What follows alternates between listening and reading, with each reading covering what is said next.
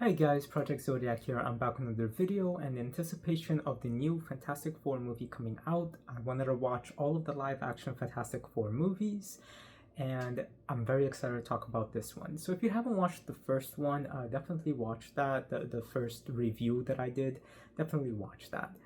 It was about the unreleased, which eventually got leaked online, 1990s era Fantastic Four movie, which is very interesting. I don't really talk too much about it, but yeah, just just watch that. But this is my review on Fantastic Four, the first Fox Fantastic Four movie, and it's one that a lot of people hate and say that it's a terrible movie and all of that. But I grew up watching this movie, and ever since I was little, I always really loved this movie.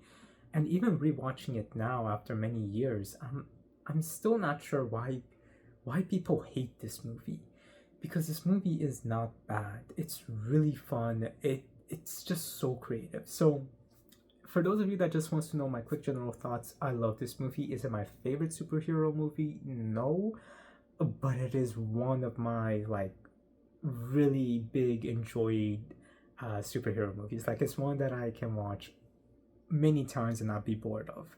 It's like that for me. It's just so fun. I do have some complaints with it, especially seeing it again after a couple of years, but those complaints don't actually ruin the movie for me. And yeah, those complaints is mostly regarding Doom and only really towards the end of the movie. Everything else, though, I really like this movie. I really recommend you watch it, especially if you haven't seen it in a while or if you've never watched it. Just go into it with a more open mind, and yeah, it's really not a bad movie. So all that said, guys, that's my quick spoiler-free general thoughts. If you want to stick around for my more in-depth thoughts, thank you. If you don't, then it's okay. Rate, comment, subscribe. I'll talk to you later. But for those of you that are staying for my in-depth thoughts, this is that part. So, what is it that I actually like about this movie, and what is it that I actually don't like? So let's go over the part that I don't like first, just because there aren't too many things that I don't like about this movie.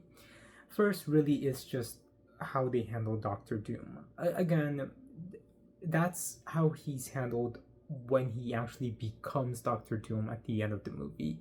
I just felt like he was a little bit whiny, and it didn't really seem very menacing at that particular time. And I, I I did see recently that the actor recently died, so I do hope he can rest in peace. So I'm not talking about him in particular, it's just I think the way that the script made Doom become at the end of the movie just seemed a little bit weak. Him as Victor, though, he does a really, really good job. I really liked his performance in it. The way that he's discovering his powers and seeing all of that, and the way he acts menacing, I thought that was really well done. It's just when he fully becomes Doom at the end of the movie, that's where I think that the script kind of made him become a little bit over the top for no reason at all.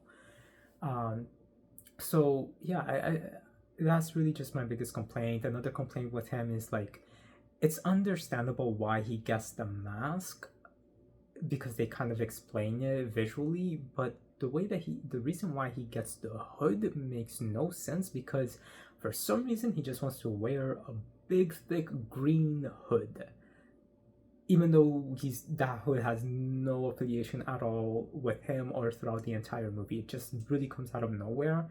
So that I didn't really like. It kind of just seemed like, oh yeah, the producers are kind of saying, we gotta get the hood in. We explain how he gets the mask, but how is he gonna get the hood? Don't worry about it, people won't care. They won't see him with the hood. So that's how that kind of felt. So I didn't really like that too much. But other than that, I don't really have a lot of other complaints. So going to the things that I like, I think all of the characters were done really well. The performances and the acting is really, really good. Ben's arc in this movie is also very well done, but so is everyone. Everyone gets developed really well. Susan gets developed really well, and her relationship with Reed, him coming to understand more how to actually listen to her and see her. Johnny, honestly, I know I'm probably gonna get a lot of hate on this, but uh, crap, I can't remember his name right now. I was about to say Christopher Reeve, but it's not. Christopher Evans, right? The actor that plays Johnny, I think he's a much better performance. He does a much better performance in this movie, and Rise of the Silver Surfer as Johnny Storm, than he does as Captain America. Uh, I know a lot of people are probably gonna attack me for that, but yeah, he just seems like he's having so much fun playing Johnny, and it just works so well. Like he's perfect in the role. So when he shows up again in Deadpool and Wolverine as Johnny, I thought that was amazing. And actually rewatching this movie now after seeing not seeing it in many years and seeing it after Deadpool and Wolverine, yeah, they kind of handled Johnny right in that movie. So yeah, I thought that he was done really well. I just don't like how short his hair is in this movie. In the sequel, it's a little bit longer, it's a little bit better, but yeah, I didn't like how short it was here. But his attitude, his performance, everything is just Johnny, and it just worked out so well. Um, and even like their suits too, even like the Thing suit as well. I thought that was done really, really well done. And their Fantastic Four suits, it feels authentic to the original without it seeming to be cheesy. So it feels like a realistic way that they would have handled the suit, and it doesn't feel forced. It feels like it was there. The only thing that even when I was little, I didn't really get is why did Reed even bother putting the number 4 on their suits? Because the suit itself, the actual suit, it's explained why they have it. Because they go into space with it. But the number 4 isn't on it. Reed only adds it when he's trying to find a cure for all of them, but it's not ever explained why he adds it. So I did always find that that was a little bit strange, why that wasn't really addressed. So yeah, for me, that would have been one complaint with the suit, but the suit itself, I love it. I think it's done really well. And the way that they show us, the Fantastic Four living in the Baxter Building and them on their daily tasks, using their powers in a natural way. I love that. I love seeing things like that. Like there's a scene where Reed is using the toilet and then he runs out of toilet paper, so he opens the door and like stretches out with his arm to get more toilet paper, and you just see, I think it's Susan, I forgot who it was, but someone just like seeing his hand going across the hall and they're just with a roll of toilet paper. And it just makes me think of something like that you would see in the X-Men for the X-Men, like a bunch of mutants just doing random things, which you get to see every now and then in the X-Men movies. So I love seeing things like that because it makes them feel more realistic and more believable, and it's just nice to see what they're doing with their powers on a day-to-day. So I really love that. Um, I also really, really like that this movie. Oh, wait, I just remembered another good thing from the previous movie. I'll explain that in a little bit. But I also really, really love that this movie just really focuses on them understanding their powers and um, growing with their powers. And there's a lot of funny moments with them and their powers. And even when they're like their powers are activating, I think that that's really, really well done. Like for the first time after they return to Earth. So I love that.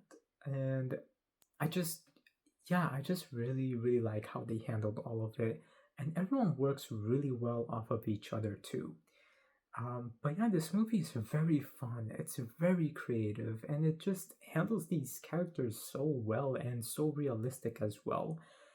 And I know a lot of people don't really like, you know, um, for example, the Fox X-Men movies or even, the Sony Spider-Man movies.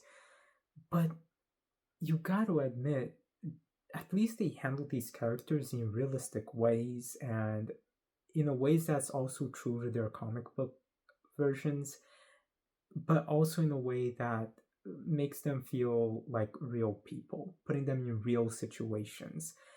And that's something that the MCU has not been doing for a very long time.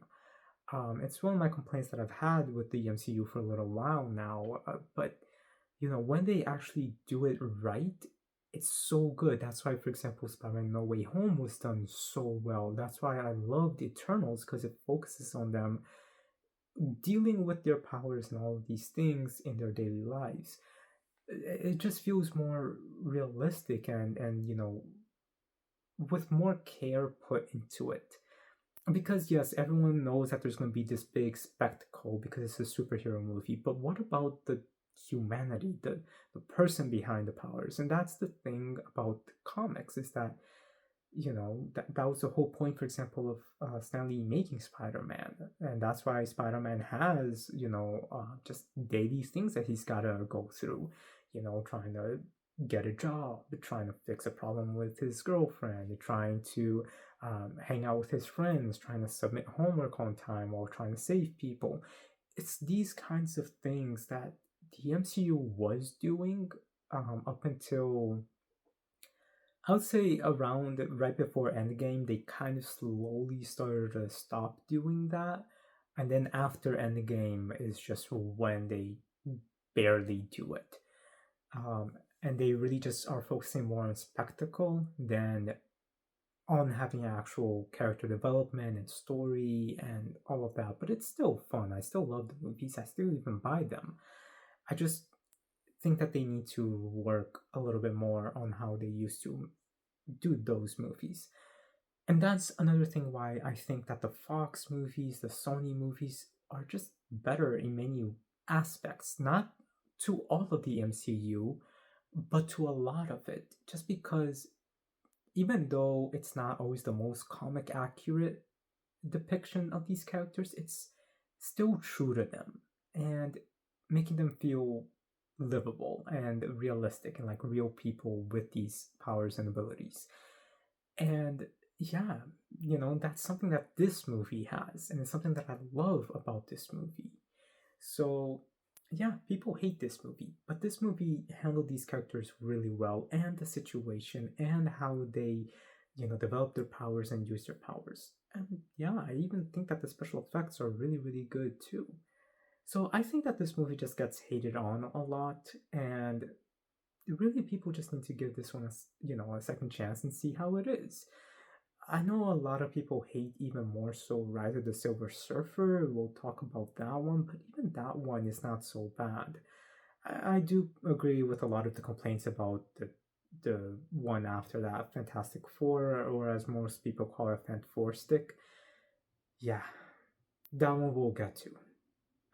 But there isn't only bad things about that one as well. But out of all of the live action Fantastic Four movies, that one is the worst.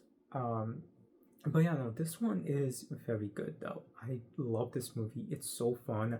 I remember my older brother going to watch it even before I had a chance to, and um, I remember playing the PS2 game. I would rent it, and just like having so much fun with like the opening level. And I don't even know how far I got into the PS2 game, but I do remember definitely playing the opening level a lot, and a couple of levels after that. And I do remember asking my brother one day when he came by the room, and I was playing Fantastic Four, and I had asked him, hey, is the opening of the movie just like it is in the game?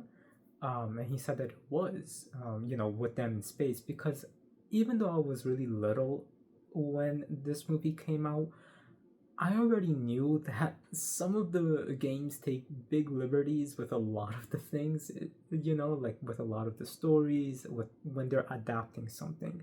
So I already had that understanding. So that's why I had asked him, and he said that yeah, it opened up like that with them in space. I remember there was a board game based on the this movie, and I had that board game. I don't remember what company made it. If I ever see a picture of it, I'll definitely remember how it looks like. Um, but basically, there was these cardboard cutouts as well, and you kind of put this, and I remember like an arch. If I ever see a picture of this board game, I would know right away which one it is. At least I hope I will, if the way I'm remembering it is. But I remember even playing this board game and having a lot of fun with it. I think it was gifted to me. I don't remember by who. Maybe it was a birthday gift or something like that. I don't know. But I do remember playing that game a lot. Don't know what happened to it. I think we probably got rid of it. Um, but yeah, this movie is just so fun. And it's really special to me in that way just because of how much I loved it when I was little and how much I still love it now. It's still so fun. I still prefer the X-Men movies over this one, but still, this is just such a fun movie. It definitely is one of, like I said, one of my most enjoyed superhero movies or enjoyable superhero movies, just because it is so well done and so fun. Um, and yes, as I did mention, there was one positive thing about the unreleased 90s movie for Fantastic Four that I forgot to mention in my review for that. And then also one kind of complaint. That complaint for that was like the special effects on that was just okay. But the thing that I praise that movie for talking about is they actually just try to figure out why each of the four have the powers that they do, and the reasons that they give for it is actually pretty well done. I thought that, I don't know if that's how it is in the comics, like if there's an actual reason why they got the specific powers that they did in the comics, but they give a reason in this in that original unreleased movie. Yes, they also go into space and then they get hit by the cloud. Was it a cloud in that one, or it was something? Um, but you know, at least in that movie, they kind of go like, so why is Ben all rock? Why is Susan invisible? Why is Johnny on fire and why am I elastic? So they Reed kind of comes up with a theory as to why that's the case. And I do kind of wish that they did that here as well, because they kind of don't try to figure out why each one has the particular powers that they do. Again, I don't know if the motive or the reason for that in that movie, the unreleased one, is actually something that's addressed in the comics, or if it's something that they just made up for the movie. But if it's something that they made up for the movie, I like it. The reasons that they gave made sense. But yeah, so that's something I wish that this one would have addressed as well. But yeah, guys, that's my thought on this. Let me know what you think about this movie. I'm very excited for the MCU Fantastic Four movie. So I'm very, very excited for it. It looks so fun. I haven't really been that excited for an MCU movie in a little while now. Thunderbolts was really good, but I was not excited for it at all. But it was a really good movie. When I saw it, I'm like, okay, yeah, that worked. Captain America New World Order, I was not excited for it, and it was exactly how I thought it was going to be. I haven't done reviews on these two, but yeah. So, yeah, I think, yeah, I'm just very excited. Like, the last MCU movie that I was super excited for was Deadpool and Wolverine. And that's just because it's Deadpool and Wolverine, and even so, that felt like a Fox X-Men movie, which I know people might complain with me saying that, or they will say that it doesn't, but it does. And also for me, before I forget, this Fantastic Four movie is set in, for me, it is set in the same universe as the X-Men Fox movies. Not because it's from the same studio, just because. And also, Tobey Maguire's Spider-Man, for me, is set in the same universe as the Fox X-Men movies. Reason why I say that is just because there is a deleted scene where Reed is talking with Susan on a bridge on this movie. They have that scene in the movie, but there's a deleted section from it, and that deleted section shows him adjusting his face to look like Hugh Jackman's Wolverine. So for me, it's like, yeah, this proves they're in the same universe, even if that section was deleted. And then for Spider-Man, even though it's owned by Sony with Tobey Maguire's Spider-Man, for me, that's still part of that same universe because Hugh Jackman actually had flown to New York to film a cameo as Wolverine, but they could not find his jacket, like Wolverine's jacket. Not the outfit, just like the brown one that he wears. They couldn't find it. So he showed up there for nothing and they never filmed it because they didn't want to film it without the jacket, which I think is very dumb. So for me, it's in the same universe.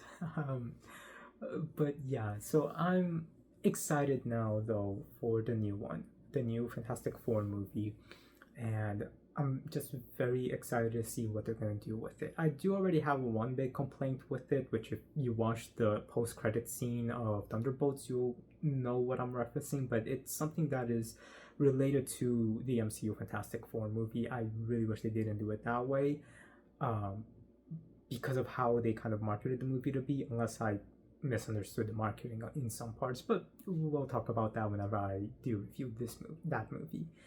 Um, so yeah, guys, this movie though, Fantastic Four, the first Fox Fantastic Four movie is fantastic. Let me know what you think about it. Rate, comment, subscribe. I'll talk to you later. Have a good day, everyone.